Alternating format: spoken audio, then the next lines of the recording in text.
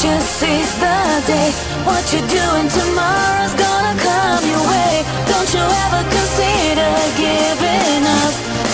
You will find